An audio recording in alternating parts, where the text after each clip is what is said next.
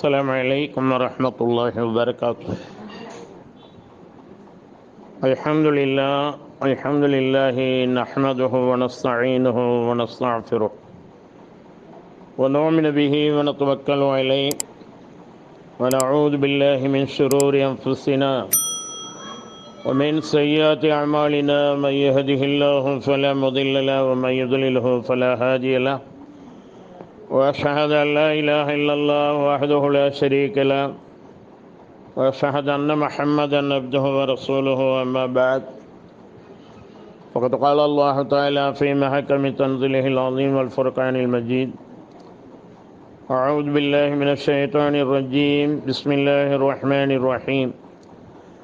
يا أيها الناس اتقوا ربكم الذي خلقكم من نفس واحدة وخلق منها زوجها وبث منهما رجالا كثيرا ونساء، واتقوا الله الذي تساءلون به والأرحام إن الله كان عليكم رقيبا.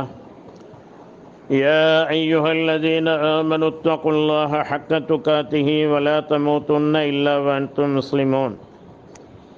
يا أيها الذين آمنوا اتقوا الله وقولوا قولا سديدا يصلح لكم أعمالكم ويغفر لكم ذنوبكم، ومن يطع الله ورسوله فقد فاز فوزا عظيما.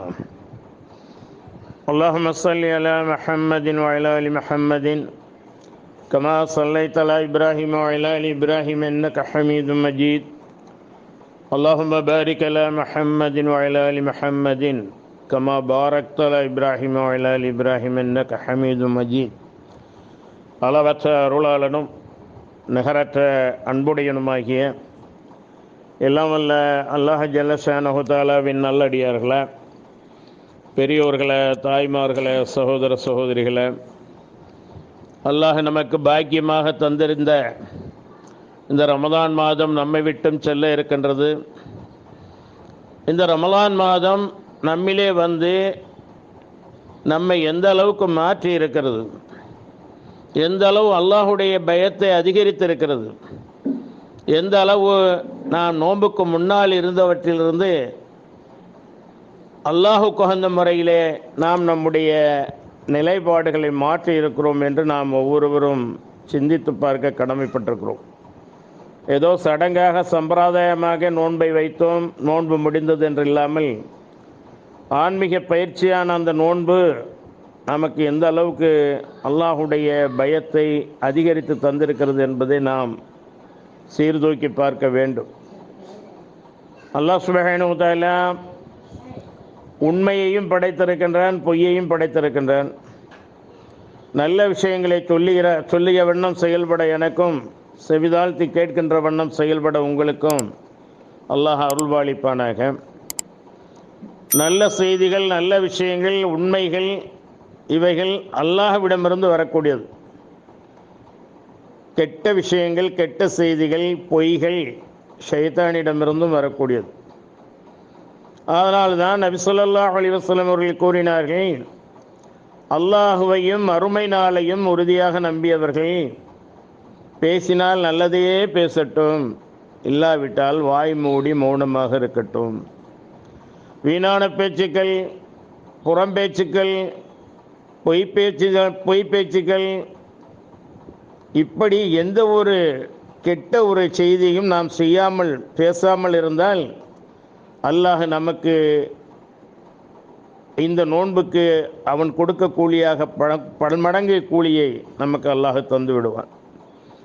ஏனென்றால் பொய்யான பேச்சையும் அதன் அடிப்படையில் உள்ள செயல்பாடுகளையும் மடத்தனத்தையும் எவர் விட்டுவிடவில்லையோ அவர் உணவை விட்டதால், தன்னுடைய பானத்தை விட்டதால், தன்னுடைய இச்சைகளை விட்டதால் அல்லாஹுக்கு எந்த தேவையும் இல்லை என்று சொல்லுகிறார். ஆகையினால் நாம் இந்த உண்மையை பேசுவது, பொய்யை புறந்தள்ளுவது, இதிலே நாம் கவனமாக இருக்க வேண்டும். ஏனென்றால் அல்லாஹுடைய தூதர் ஸல்லல்லாஹு அலைஹி வஸல்லம் அவர்கள் கூறினார்கள், உண்மையில் நிலைத்திருங்கள், உண்மையில் நிலைத்திருங்கள். உண்மை நன்மையில் கொண்டு செல்கிறது, நன்மை சொர்க்கத்திற்கு கொண்டு செல்கிறது. ஒருவர் உண்மையை பேசிக்கொண்டு உண்மையின் தேட்டத்திலேயே இருந்தால், உண்மையை தேடுவதிலேயே இருந்தால், அல்லாஹ் அவர்களை உண்மையாளர்கள் ஒருவராக எழுதுகிறான். பொய் பேசுவது குறித்து நான் உங்களை எச்சரிக்கிறேன். பொய் தீமையில் கொண்டு செல்கிறது, பாவத்தில் கொண்டு செல்கிறது. பாவம் நரகத்திற்கு கொண்டு செல்கிறது. ஒரு பொய்யை பேசிக்கொண்டு அந்த பொய்யின் தேட்டத்திலேயே இருந்தால், அந்த பொய்யை தேடுவதிலேயே இருந்தால், அவர்களை அல்லாஹ் பொய்யர்களை ஒருவராக எழுதுகிறான். ஆகையினால்தான் பொய் பேசுவது குறித்தும் நபி ஸல்லல்லாஹு அலைஹி வஸல்லம் அவர்கள் எச்சரித்தார்கள். பொய்யர்கள் யார் என்பதை பற்றி நபி ஸல்லல்லாஹு அலைஹி வஸல்லம் அவர்கள் சொல்லும்போது, பொய்யை சொல்பவரை விட இந்த பொய்யை பரப்பி விடுகிறார்களே அவர்கள்தான் பொய்யர்கள் என்றார். பொய் சொல்பவர் பொய்யர் தான், ஆனால் அவரை விட மோசமானவர் யார் என்றால் அதை பரப்பி விடுவது. எந்த செய்தி வந்தாலும் உடனே பாஸ் பண்ணிடுறது. சில சமயத்தில் வந்ததே பாஸ் பண்ணுவாங்க, இல்லைன்னு சொன்னாக்க கண்ணு மூக்கு காதெல்லாம் வச்சு கூட பாஸ் பண்ணுவாங்க. அதிலும் இந்த மீடியாக்கள் வந்த பிறகு எந்த செய்தி எப்படி வந்தாலும் அப்படியே அது பலருக்கும் பரப்பக்கூடிய நிலைகள் இருந்து கொண்டிருக்கிறது. அல்லாஹ் பாதுகாக்க வேண்டும். இருவர் கபரிலே வேதனை செய்யப்படுகிறார்கள். நபி ஸல்லல்லாஹு அலைஹி வஸல்லம் அவர்களுடைய ஒட்டகம் மிரளுகிறது. கபரின் வேதனை நபி ஸல்லல்லாஹு அலைஹி வஸல்லம் அவர்களுக்கு எடுத்து காட்டப்படுகிறது. இருவர் கபரிலே வேதனை செய்யப்படுகிறார்கள். அவர்கள் இப்படி வேதனை செய்யப்பட்டு கொண்டிருப்பதை பார்த்து நான் எப்படி கடந்து செல்ல முடியும்? நீங்கள் போய் அந்த ஈச்சமட்டை ஒன்றை கொண்டு வாருங்கள், பேரிச்சம்பழ மரமட்டையின் தோகை மாதிரி இருக்கும்ல, அதை கொண்டு வாருங்கள் என்று கொண்டு வர செய்து ரெண்டாக அதை பிய்த்து ஒரு கபரிலே ஒன்றையும் இன்னொரு கபரிலே ஒன்றையும் நட்டார்கள். இந்த ஈர மட்டை காயும் வரையிலாவது இவர்களுடைய வேதனை அதாபு லேசாக்கப்படும் என்று நான் ஆதரவு வைக்கிறேன் எல்லா இடத்துல என்றார்கள். என்ன அந்த இருவரும் செய்த பாவங்கள் என்றால், ஒருவர் சிறுநீர் கழிப்பார், ஆடு மாடுகளைப் போல அப்படியே போய்விடுவார், சுத்தம் செய்ய மாட்டார், பேணுதல் இருக்காது. மற்றவர்கள் பார்க்க கழிப்பார், மிருகங்கள் தான் அவ்வாறு கழிக்கும். மறைவிடமெல்லாம் தேடி போக மாட்டார், கழிப்பிடம் தேடி போக மாட்டார், அப்படியே பாதையிலையும் அதுலேயும் ரோட்லையும் அதே நேரத்தில் அது சுத்தம் பண்ணுறதும் இல்லை. இந்த மாதிரி சிறுநீர் கழித்து விட்டு அதை சுத்தம் செய்யாமல் பேணுதல் இல்லாமல் இருந்தவர் ஒரு பக்கம் வேதனை செய்யப்படுகிறார். இன்னொருவர் பொய் சொல்லியவர், இந்த பொய்க்காக அவர் வேதனை செய்யப்படுகிறார் என்று நபி ஸல்லல்லாஹு அலைஹி வஸல்லம் அவர்கள் சொன்னார். ஆகவே பொய் எப்பொழுதுமே புறந்தள்ளப்பட வேண்டியது.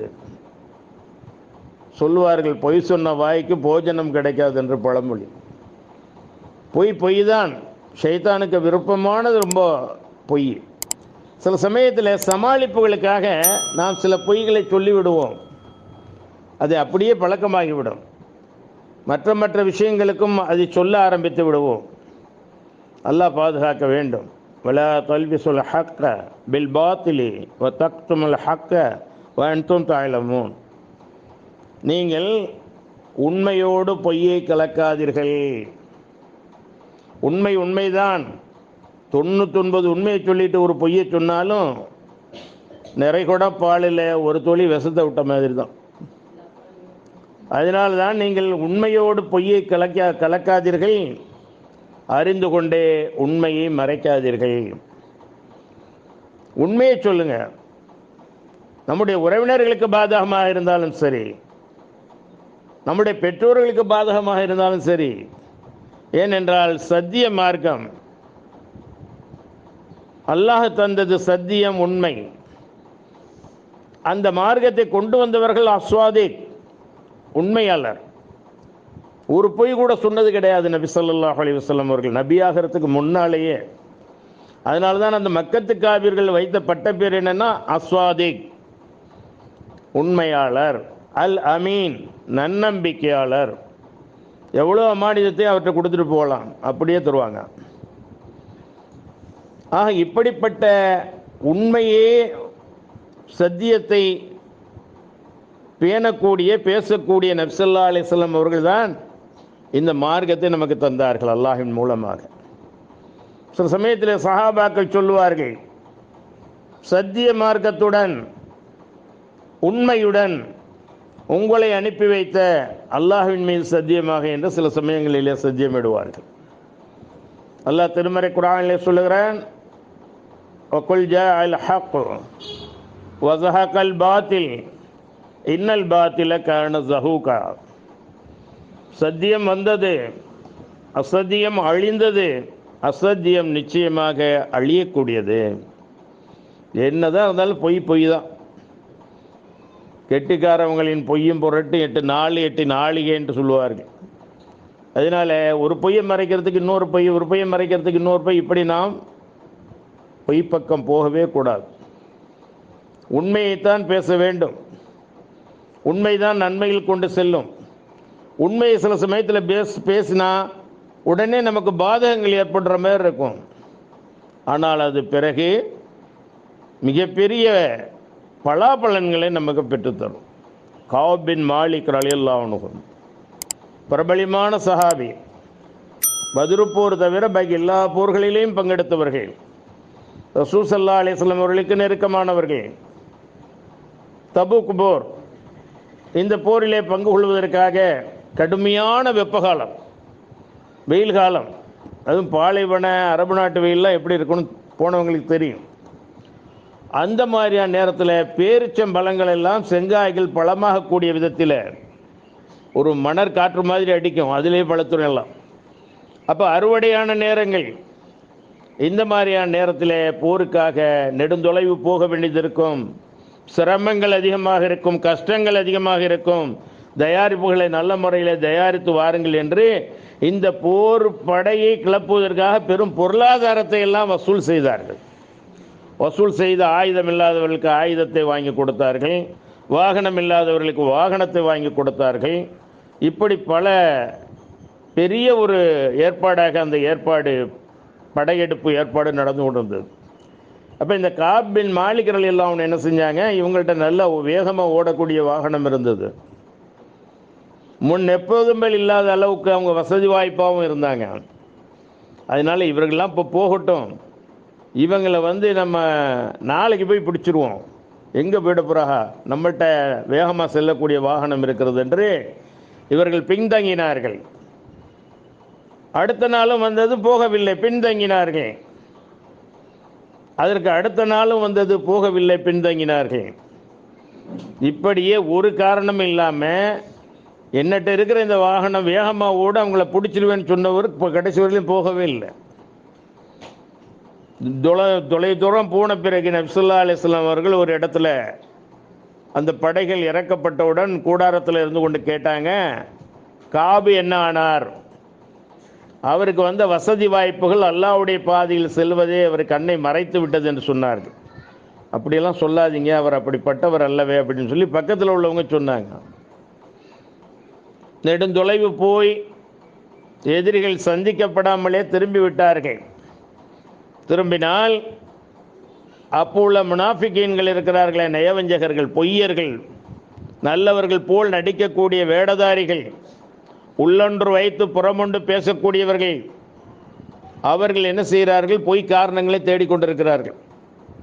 ஏனென்றால் பொய்யான காரணங்களை சொன்னால் அதை உண்மை என்று நம்பி நபி ஸல்லல்லாஹு அலைஹி வஸல்லம் அவர்களுக்காக துஆ செய்வாங்க.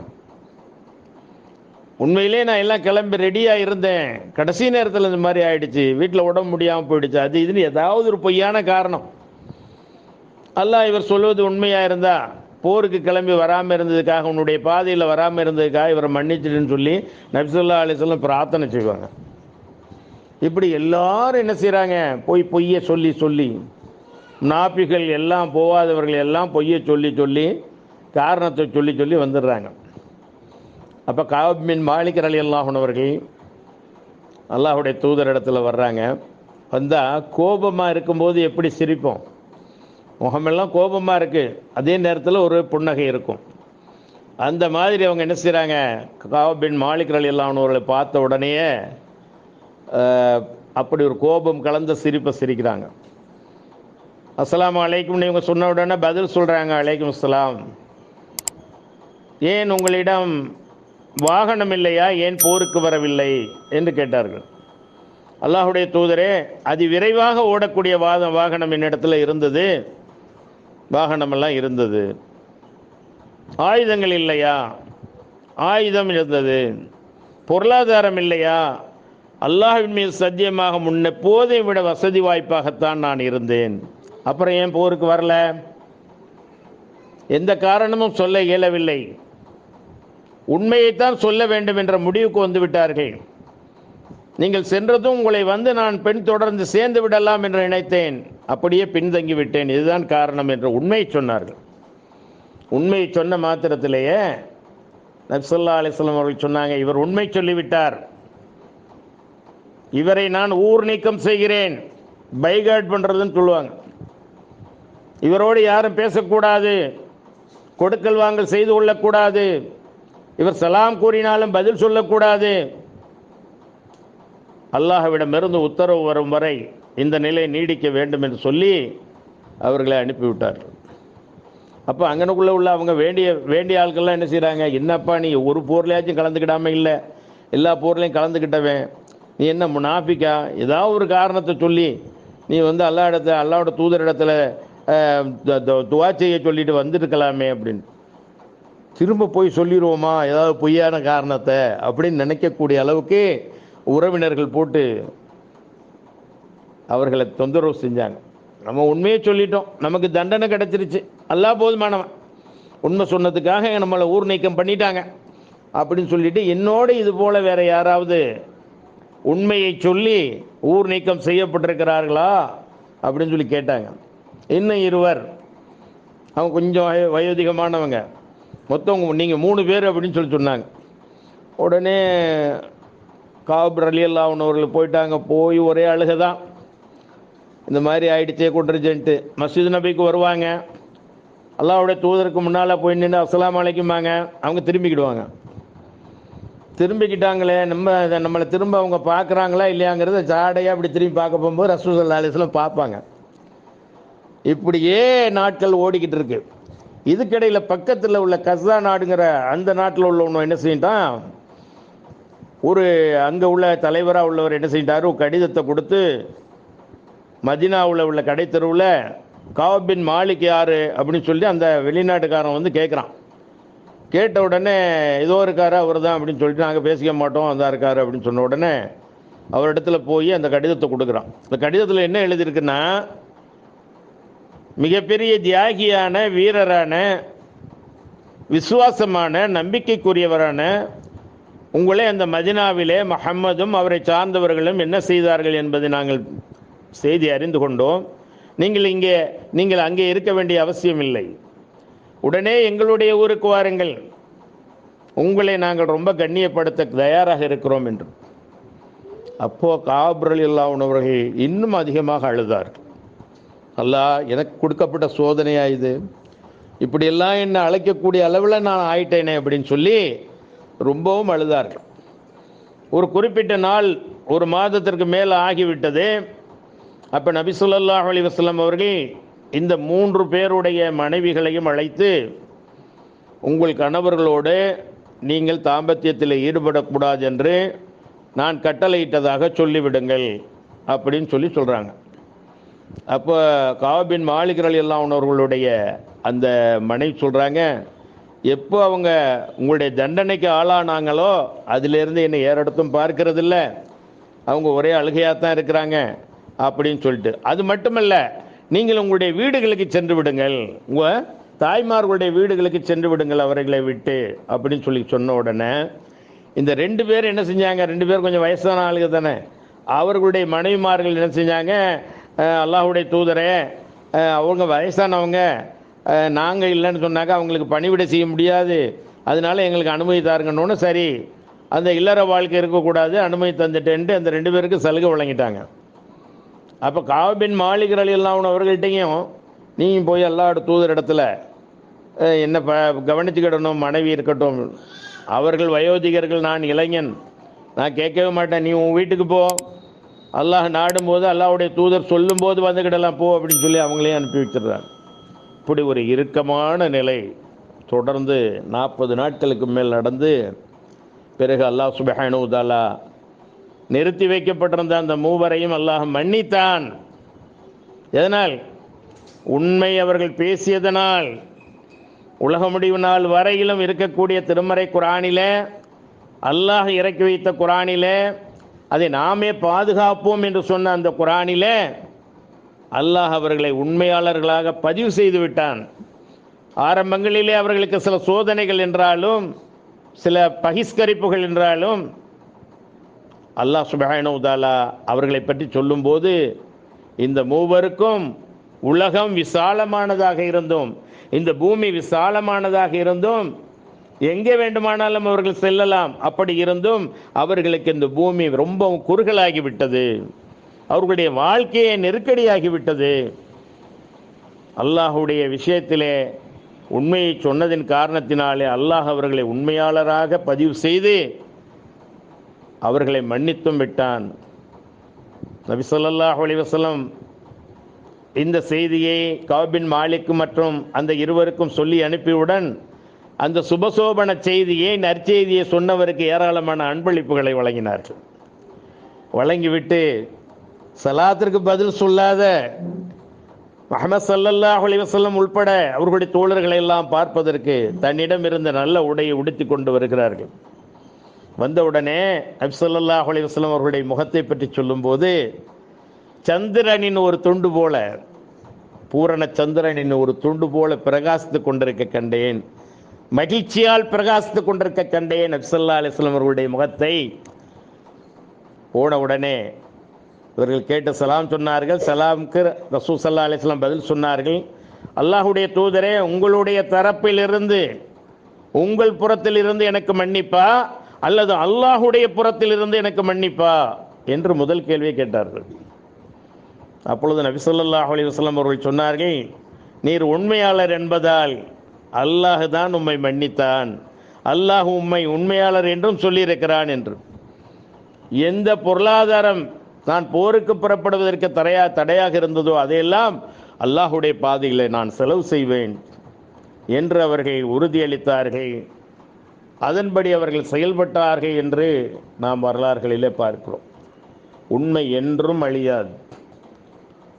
பொய் அவ்வளோ புரிய பூதாகரமாக தெரிந்தாலும் அது கடைசியில் பலவீனமாகத்தான் போகும். உண்மைதான் நிலைத்திருக்கும். அப்படிப்பட்ட உண்மையோடு வாய்மையோடு வாழக்கூடியவர்களாக அல்லாஹ் நம்மை ஆக்கியறல வேண்டும். அந்த உண்மையோடு வாழும்போது தான் உள்ளத்திலே நமக்கு அல்லாஹுடைய நிம்மதி, அந்த சக்கீனத் என்ற மன அமைதி கிடைக்கும். பொய்யை சொல்லி சொல்லி சொல்லி நம்முடைய உள்ளத்தை பொய் சொல்லக்கூடிய அந்த இருதயமாக விருப்பு வெறுப்புகள், காழ்ப்புணர்வுகள், பகைமைகள் இவைகள் எல்லாம் இருக்கக்கூடியதாக நாம் ஆக்கிவிடக்கூடாது. உண்மையின்படி தான் நாம் நடக்க வேண்டும். ரசூல் ஸல்லல்லாஹு அலைஹி வஸல்லம் ஒரு தடவை என்ன செஞ்சாங்க, ஒரு வீட்டுக்கு போனாங்க. அந்த வீட்டில் ஒரு குழந்தையுடைய தாயார் குழந்தைய கூப்பிடுறாங்க. கையை பொத்திக்கிட்டாங்க. பொத்திக்கிட்டு இருந்தா வாங்கிட்டு போ அப்படின்ட்டு. அந்த பிள்ளை வராமல் இருந்தோடனே என்ன செய்கிறாங்கன்னு சொன்னால் அந்த கையை பொத்திக்கிட்டு, இந்த ஜாமான் வச்சுருக்கேன் வா அப்படின்னு சொன்ன உடனே அந்த பிள்ளை வேகமாக வருது, ஏதோ வச்சுருக்காங்க தர்றதுக்காகன்ட்டு. அப்போ வந்த உடனே நபி ஸல்லல்லாஹு அலைஹி வஸல்லம் கேட்குறாங்க, நீ உண்மையிலேயே கையில் ஏதாவது வைத்து கொண்டு அந்த பிள்ளையை கூப்பிட்டாயா அல்லது சும்மா கையை பொத்திக்கிட்டு அதை ஏமாற்றி கூப்பிட்டாயா என்று கேட்டார்கள். இல்லை அல்லாஹ்வுடைய தூதரே, கையில் சில பேர்ச்சம்பழங்கள் வைத்திருந்தேன், அது உடனே கொடுத்தேன் அப்படின்னு சொன்னாங்க. அந்த மாதிரி சும்மா கையை வச்சுக்கிட்டு ஏமாற்று காட்டி கூப்பிட்டு இருந்தால் அதுவும் பொய்களில் ஒன்றாக எழுதப்படும் என்று சொன்னார்கள். ஆகவே அன்பானவர்களே, கண்ணியத்திற்குரியவர்களே, உண்மை அல்லாஹுக்கு உகப்பானது. உண்மை ரசூல் ஸல்லல்லாஹு அலைஹி வஸல்லம் அவர்களுக்கு உகப்பானது. உண்மை சத்தியவான்களுக்கு, சித்திகீன்களுக்கு உகப்பானது. அபூபக்கர் சித்திக் ரலியல்லாஹு அன்ஹு அவர்கள் சித்திக்குல் அக்பர், உண்மைப்படுத்தியவர்களிலே அவர்கள் பெரியவர்கள். நபி ஸல்லல்லாஹு அலைஹி வஸல்லம் அவர்கள் மேராஜ் பயணம் போயிட்டு வந்துட்டாங்க. போயிட்டு வந்த உடனே மக்களையெல்லாம், மக்கா நகர மக்களையெல்லாம் அழைச்சி, நான் இன்று இரவு காபத்துல்லாவிலிருந்து பைத்துல் முகத்தஸ் அந்த ஜெருசலம் மஸ்ஜிதுல் அக்ஸாவுக்கு சென்று அங்கிருந்து புராக் மூலமாக 7 வானங்களையும் கடந்து திரைமறைவில் அரசில் அல்லாஹோடு உரையாடி தொழுகையை கடமையாக பெற்று வந்தேன்டாங்க. எல்லாரும் சிரிக்க ஆரம்பிச்சிட்டாங்க. அதுலேயும் அபூஜஹில் என்ன செஞ்சான் தெரியுமா? ரொம்ப ஆச்சரியமான விஷயமா இருக்கேன், ரொம்ப வியப்பான விஷயமா இருக்கேன். முகமதே இருங்க இருங்க இருங்க, நீங்கள் எங்கள்கிட்ட மட்டும் சொன்னால் சரியாக வராது, நான் எல்லாரையும் திரட்டுறேன், இந்த மக்காவில் உள்ள மக்களை எல்லாம் திரட்டுறேன், நீங்கள் சொல்லுங்கள் அப்படின்னு சொல்லி அவன் எல்லாத்தையும் கூப்பிட்டு வர்றான். எல்லா கோத்திரத்தையும், இந்த கோத்திரத்தை வாங்க, அந்த கோத்திரத்தாரே வாங்க, முகமது சொல்ல போகிற செய்தியை கேளுங்க. யான்னு கேட்டால் எவருமே நம்ப மாட்டார்கள், அதை பொய்ப்பிப்பார்கள்.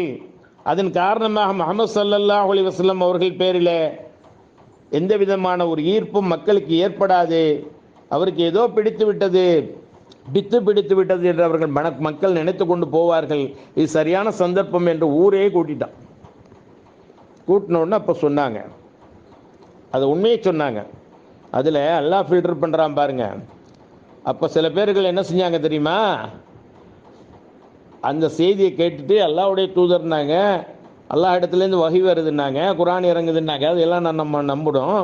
இப்போ என்னென்னா ஒரே இரவில் நான் அங்கேருந்து அங்கே போனேன், அங்கேருந்து வானங்களை எல்லாம் கடந்து அரிசிக்கு போய் திரைமறைவில் உரையாடிட்டு வந்தேங்கிறாங்களே, இதெல்லாம் ரொம்ப ஓவர், இப்படிமா நடக்கும் அப்படின்னு சொல்லி சில பலகீனமான ஈமானுடையவர்கள் இஸ்லாத்தை விட்டே வெளியேறிய நிலைகள் எல்லாம் இருந்தது. 2 நேரத்தில் அது நடந்தது. ஒன்று பைத்துல் முகத்தஸை நோக்கி தொழுது கொண்டிருந்தவர்கள் மதீனா சென்ற பிறகும் ஒரு 16 மாதங்கள் கிப்லாவாக அதை வைத்து தொழுதவர்கள் பிறகு காபத்துல்லாவை கிப்லாவாக்கி தொழுத அந்த நேரத்திலே கொஞ்சம் பேர் பிரிந்து போனார்கள். இந்த நேரத்திலே கொஞ்சம் பேர் பிரிந்து போனார்கள். அதிலே அபூஜஹலுக்கு ரொம்ப சந்தோஷம், ரொம்ப மகிழ்ச்சி. இந்த மாதிரி செய்தி சொன்னாக்கத்தான் மக்கள்லாம் நம்ப மாட்டாங்க.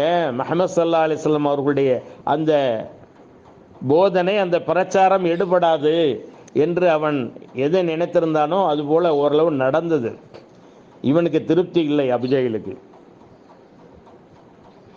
யாரை போய் சொல்லி மாற்றணுமோ அவரை போய் சொல்லி மாற்றினா தான் சரியாக வரும் அப்படின்னு சொல்லி இந்த மக்களையெல்லாம் விட்டுட்டு அபூபக்கர் சித்திக் ரலியல்லாஹு அன்ஹு அவர்களை தேடி போனான் அபூஜஹல். போய் பீடிகை சொல்கிறான். இவங்களுக்கு மேராஜ் நடந்ததெல்லாம் தெரியாது அபூபக்கர் சித்திக் ரலியல்லாஹு அன்ஹு அவர்களுக்கு. அப்போ சொல்கிறான், ஒரே இரவில் மக்காவில் இருந்து ஜெருசலம் சென்று அங்கிருந்து 7 வானங்களையும் கடந்து அரிசியிலே திரைமறைவிலே அல்லாஹோடு உரையாடி ஒரு மனிதர் ஒரே இரவில் வர முடியுமா அப்படின்னு சொல்லி கேட்டான். அதுக்கு அபூபக்கர் சித்திக் ரலியல்லாஹு அன்ஹு சொன்னாங்க, எப்படிப்பா முடியும், அது முடியாது அப்படின்னாங்க. இதை யார் சொல்கிறா தெரியுமா அப்படின்னு சொல்லி கேட்டான். யார் சொல்கிறா அப்படின்னு இவங்க திரும்ப கேட்டாங்க. உம்முடைய நண்பர் தான், முஹம்மது தான் சொல்லிக்கிட்டு இருக்காரு. முஹம்மது ஸல்லல்லாஹு அலைஹி வஸல்லம் அவர்கள் சொன்னாங்களா? உன்னால முடியாது, என்னால முடியாது, அவங்களால முடியும்டா அப்படின்னு சொல்லிட்டு அவர்கள் சொன்னால் அது அப்படியே உண்மை என்று உண்மைப்படுத்தினார். அப்போ அவன் கேட்குறான், என்னங்க இது, இப்போதான் முடியாது யாராலையும், நீங்கள் இது எப்படி பண்ண நீங்கள் நம்புறீங்க அப்படின்னு சொல்லி சொல்லும்போது 7 வானங்களுக்கும் அப்பால் இருக்கக்கூடிய அரசுக்கு பக்கத்தில் இருக்கக்கூடிய லவ்ஹுல் மஹ்ஃபூல் மூலப்பதிவேட்டில் இருக்கக்கூடிய அந்த குர்ஆன் ஜிப்ரீல் அலைஹிஸ்ஸலாம் மூலமாக 7 வானங்களையும் கடந்து பூமிக்கு வந்து தரப்படுகிறது என்பதை நம்பக்கூடிய நான், அவர்களே ஒரு நேரம் போய் வந்தார்கள் என்பதை நான் நம்ப மாட்டேனா? உன்னால் முடியாது, என்னால் முடியாது, அல்லாஹுடைய தூதருக்கு அல்லாஹ் அதை சாத்தியமாக்குவான், முடியும், அது உண்மையிலும் உண்மை என்று சொன்னார்கள். அதான் அபூபக்கர் சித்திக் என்ன உண்மையாளர். ஆக அந்த அளவுக்கு அபூபக்கர் சித்திக் ரலியல்லாஹு அன்ஹு அவர்கள் எப்போவுமே உண்மைதான் அவர்களுக்கு, உண்மையை தவிர வேறு எதுவும் பேச மாட்டார்கள். பொய் லேசாக கூட கலந்து வராது. அதே போல் அன்பானவர்களை, கண்ணியத்திற்குரியவர்களே, சில சந்தர்ப்பங்களிலே சொல்லக்கூடிய பொய்யை நபி ஸல்லல்லாஹு அலைஹி வஸல்லம் அவர்கள் பொய்யல்ல என்றார்கள். 3 விஷயத்துக்கு தான், எல்லாத்துக்கும் நம்ம சொல்ல முடியாது. ஒரு நேரத்தில் பெரும் படைகள் முஸ்லிம்களை அழிப்பதற்காக பெரும் படை வருகிறது என்று சொல்லப்பட்டது.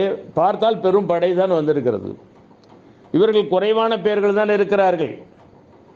அப்பொழுது நபி ஸல்லல்லாஹு அலைஹி வஸல்லம் அவர்கள் ஒரு போர் யுக்தியை, போர் தந்திரத்தை கையாண்டார்கள்.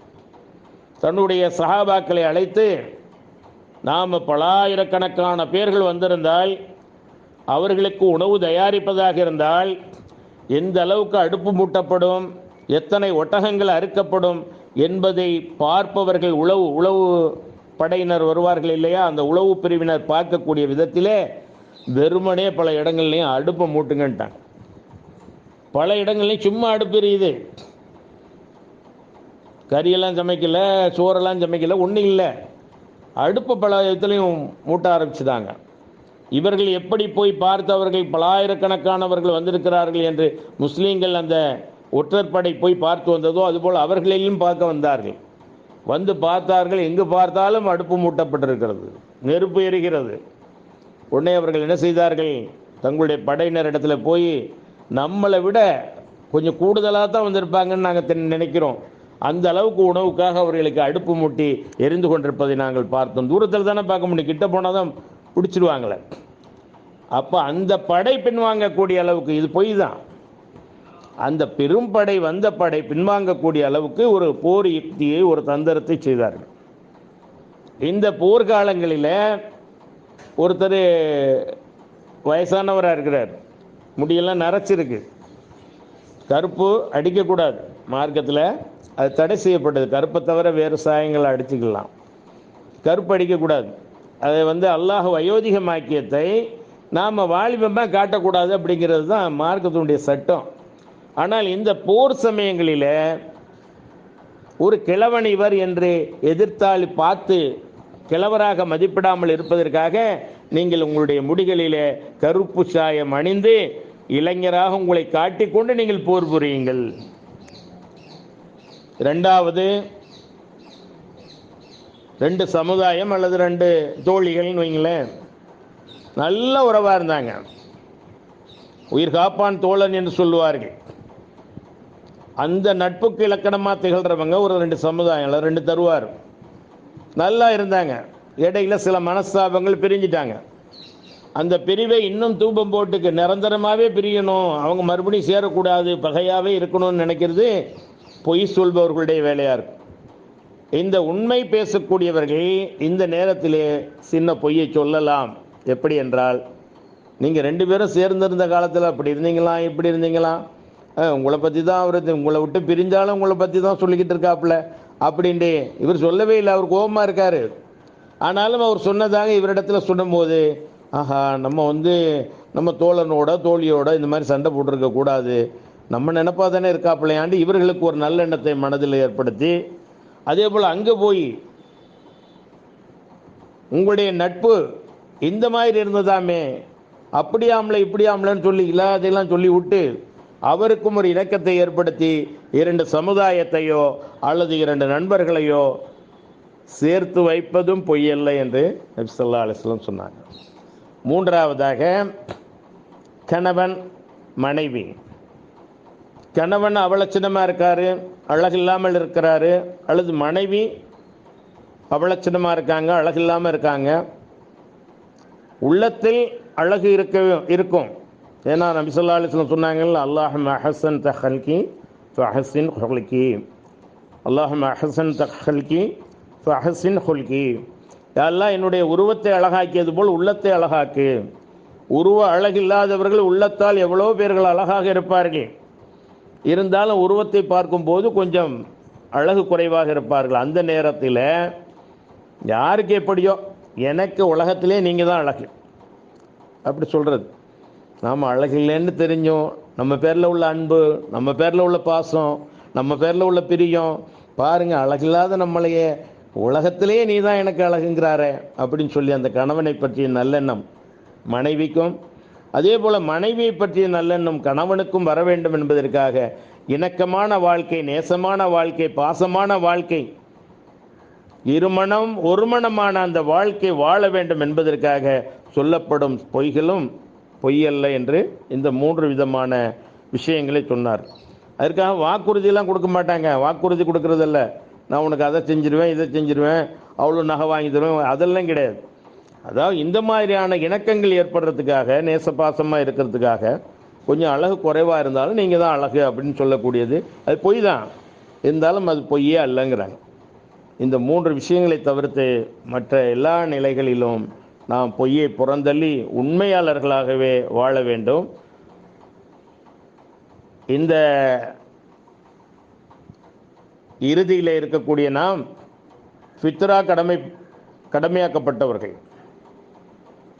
நோன்பாளிகளுக்கு ஏற்பட்ட நோன்பிலே ஏற்பட்ட நோன்பு வைத்திருக்கும் போது ஏற்பட்ட தவறுகளுக்கு பரிகாரமாகவும் பாவங்களுக்கு பரிகாரமாகவும் ஏழைகளுக்கு உணவாகவும் 2 காரணத்தை சொல்கிறாங்க நபி ஸல்லல்லாஹு அலைஹி வஸல்லம்.